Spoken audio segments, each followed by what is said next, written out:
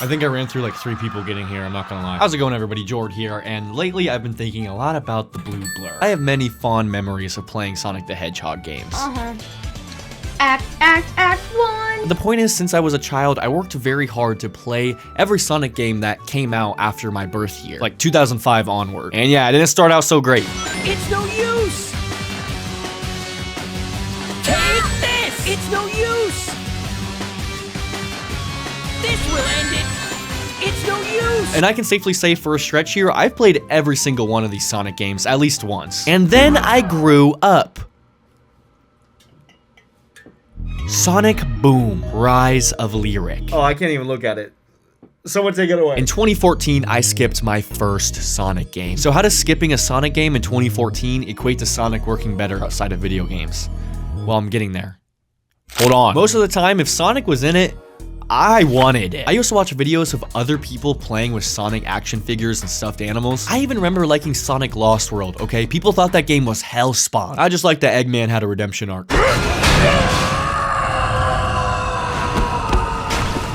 Because that's something we really needed, I guess. Okay, so why did I skip Sonic Boom? Well, for context, Sonic Boom was Sega almost starting over. This was a soft reboot Sega was trying with the Sonic franchise, releasing a video game and a TV show simultaneously to promote this new era. Things were changing, guys. Tails has goggles and a tool belt, Sonic's got more quills and a bandana, Amy's ditched the dress for a new top, and like everyone has bandages like just all over them. Amy has one on her stomach for some reason. Also, Styx was there. Styx is awesome. Stick mentioned. I haven't slept in 28 days. Now you may have noticed I'm leaving out a slightly big, red, hunky 9-year-old me was going to riot after he saw this. In fact, is Knuckles done with his redesign yet?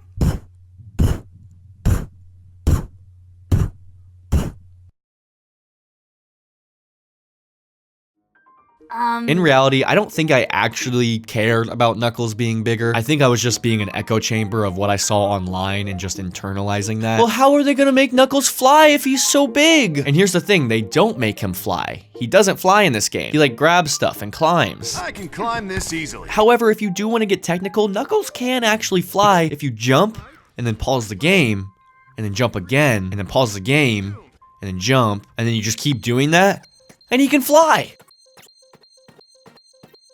This game had a budget of $20 million and a 3-year development time. Now you may wonder, after I soullessly abandoned this game, how will little Jord fill his newly acquired Sonic-shaped hole in his heart? The Sonic Boom TV show. Yeah, I just watched the TV show instead. And yeah, okay, Knuckles was still really big in this. Can the young woman break the glass ceiling and prove once and for all that a female can be just as good an athlete as a male? You know, Amy, anytime someone calls attention to the breaking of gender rules, it ultimately undermines the concept of gender equality by implying that this is an exception and not the status quo. But he's a feminist now, and that's even better than being able to fly. How dare I abandon Sonic's original source material? I ditched it for his television adaptation? I love Sonic video games. I have a Sonic Freeriders poster hanging above my bed. It's what I do my morning affirmations to. I'm smart like Tails. I'm fast like Sonic. I'm free like Jet. And I'm beautiful like Wave. Am I a fake fan? A mere poser? So, Sonic outside of video games has existed since the 90s. Now, although these shows were released before my time, they were all released later onto Netflix, so that's how I was able to watch them. And I loved each of them, so here's a little edit I made. Alcohol is dangerous, and you can get hooked and hooked and hooked. Investigators discovered traces of blue hair at these locations. You probably know this, but in the early 90s, there were 2 different Sonic cartoons airing at the same time. One was dark and dramatic, the other was a hilarious comedy about chili dogs. What's a chili dog without heaps of cheese and onions and spice with plenty of danger? And the same guy played Sonic in both shows. Isn't that wild? But by far, the most successful adaptation of Sonic the Hedgehog has to be the movies. Which is crazy to say because look where we started. Meow? I think these films work because CGI and movie effects have now reached a point to satisfyingly portray speed in a number of ways. And they've also just had longer time to do so compared to video games. We've been portraying super speed since the 70s in film, and arguably even before that. In very early portrayals of super speed, filmmakers used the genius idea of speeding up the footage, which only looks really funny the majority of the time. In the 1978 Superman film, you can tell they just kind of hung Christopher Reeve up and told him to flail his legs around. Green screens and fans were used and are still very commonly used. And sometimes we even saw smear trails closely resembling 2D animation of the time. But The Incredibles in 2004 was the first movie to really just get super speed, you know? It seems at that point something just clicked, and now every single super speed scene we've seen after that is built based off that original source material. And of course there's Quicksilver with the famous slow-mo scene, and we'll get to that. Right now we're talking about the past, not Days of Future Past. You might throw me a little sub in the ring for that one. Now, if you think about it, Movie Sonic gets to enter the scene with half a century of work and study into how to properly translate his character. While video game Sonic, it's like, no, dude, he started it. Sonic is the speedster of video games, and he was also the original, unless you want to count like Pinky from Pac-Man. I know one of y'all will say something. There's so much to consider when a player controls someone with super speed. How fast is too fast? How slow is too slow? Can they just run through things, or do things have to hit them? And it gets even harder when those questions are introduced to a 3D environment rather than a 2D one. But in movies, whenever you need to perceive a speedster's swiftness while also perceiving what that character is doing, you can simply just slow time down. Like the X-Men scene. See, I told you we would talk about it. We even see them use this technique in the first Sonic movie. These scenes aren't just to give us a cool Quicksilver reference, although it is a cool Quicksilver reference. It shows you the power these characters possess while also allowing us an insight to their psyche. So in the movies, whenever they want to give us character moments while Sonic is being really fast, they can just slow down the movie. Or they could also do the opposite. They could make it go so fast that we as a viewer cannot keep up, giving us an immense sense of power and speed to his character. We're just like, yeah, I don't really know what's going on, but he's going really fast, and that's all I need to know. But in video game form, it's like, you are Sonic. You can't just like slow down the video game. That would make it too easy, unless that's like the point of the mechanic. If you were able to actually perceive speed like Sonic does in the movies, all the games would be just so boring. And that's another problem with working with speedsters.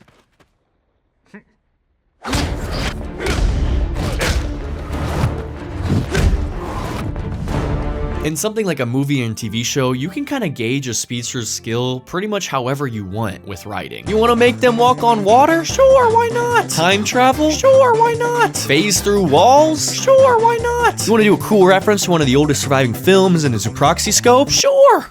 Why not? Speedsters are hard to portray, and they're also hard to write for. It's very hard to avoid MacGuffins in these scenarios. In case you don't know, a MacGuffin is a plot device that is there solely to move the plot forward and is, you know, kind of just too convenient. So let's look at some modern speedsters to see how they avoid MacGuffins with their overpowered characters. Alright, let's look at Red Rush from Red Rush says he perceives everything as slow in real time, making conversations unbearably long for him. You can't see things how I do. My perception is just as fast as I am. The briefest conversation with anyone seems like hours to me. It's agony. And then, spoiler alert, he gets grabbed by Omni-Man. And that's not, and that's not good. But technically, with how the show established his speed, this shouldn't really be able to happen, right? Technically, Red Rush should be able to see Omni-Man, you know, move real slowly and just run out of the way. Unless Red Rush was tricked. And I actually think this is what happens. Omni-Man gets barraged by punches and pretends to spot Red Rush on his right, anticipates his punch, and grabs him on the left, making one of the most powerful characters in the show, Omni-Man, go through pretty lengthy measures to even take down a speedster. But when you think about it more, even if he was tricked, Red Rush should have still seen Omni-Man grabbing him. Like, he would have seen... right? As you can see, it's very hard to ride around these guys, okay? They're just so damn strong that when any character has any semblance of overpowering them, if you think about it for too long, it like kind of just doesn't make sense. So you know what you do instead? You just break their fucking legs!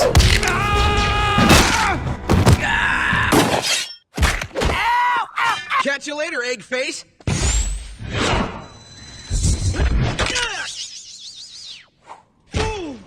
Catch you later, egg face.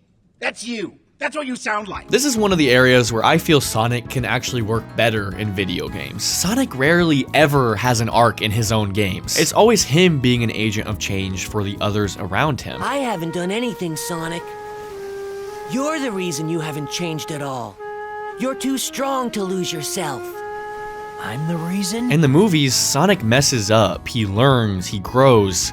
You know, all that boring stuff. I think this is why super speed can really mend well with Sonic's characterization in the video games. He's just fast and cool. And that's all he has to be as a playable character, allowing you to avoid some of the technical plot hole writing stuff. You know, Eggman doesn't need to grab one of Sonic's quills and be addicted to its electricity to be able to power all his stuff to be fast enough. No, it's like Eggman can just sometimes be faster than Sonic. And that's just how it is in the games. And it's like, you don't really care. It's like, okay, just give me to the level so I can run. In the movies, you just kind of obviously hold a higher standard for story stuff. In 2009, The Flash, that's right, The Flash, I haven't mentioned him yet, and this is a speed video. What the heck, George? The Flash had a video game being developed that was going to be open world. Unfortunately, the game ended up being canceled. This was because the developing company, Brash, just shut down.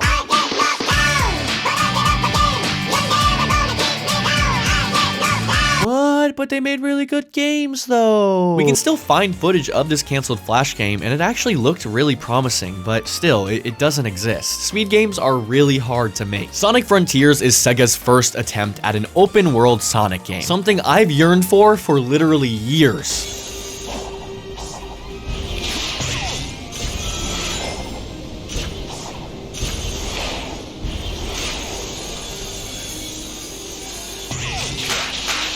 This game is supposed to be a dark reimagining of Sonic, reminiscent of the old cartoons I would watch. And then they put 50 rails on the screen and it no longer looks like an ancient civilization was there, but instead a Midwest town. I'm hating straight from Indiana, baby. This game kind of looks like a cake that would look absolutely delicious, right? Frontiers was different, and it was better than what we had previously, but many fans equated better with good, and over time it became apparent that Frontiers' issues were more drastic than what we once thought. But then you stick a toothpick down the center and there's just goo on the inside. Like, it needs cooked longer. As someone who still loves Frontiers, there are a lot of issues in the game that I think really hinder the experience that I either overlooked or disregarded when it came out because I was just happy we had a good Sonic game again. Guys, imagine the scene from Spider-Man 2 PS5, right? When Miles gets thrown by the Sandman guy, and he gets thrown into that building and he literally goes twice the speed after he gets thrown in. That speed right there. I want to play a Sonic game that with that fast and it be open world. Please. If only there was a group of nerds that would just mod Sonic Frontiers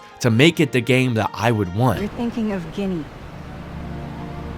No, I'm pretty sure it was gone. Oh my god, wait, that's not what I meant. A whole team of individual modders is working on Sonic Frontiers Revisited. When a multi-billion-dollar corporation can't add camera shake to their game, then you get a modder to do it for free. A huge project that's essentially a remaster of Frontiers to seize its potential. It restores various aspects from concept art, gives the movement its own identity separate from the Boost games, entirely overhauled cyberspace levels, reanimated cutscenes, touches up the models, and most importantly, it adds new structures and level design to every single empty space on Kronos Island. Sega fans are the ones putting the cake back in the oven and letting it cook. Sonic seems to have been carried into the modern gaming industry by its own fans because of how memorable Sonic is as an IP. Because we just love Sonic, dude. And seeing how they're in development of a 5th Sonic movie, I think Sonic is really working in movies right now. Maybe someday Sega will catch up with their Blue Boy and make an incredibly well-made open world experience. Or they'll pay a fan to.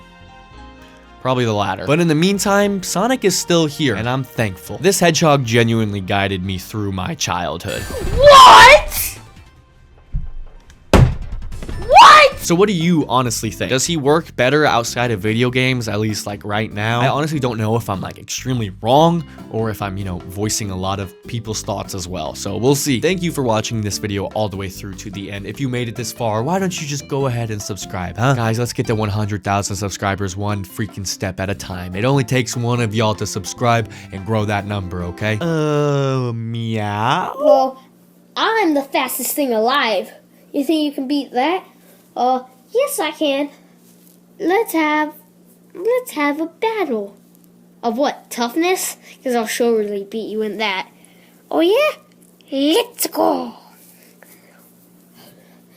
This is gonna be easy.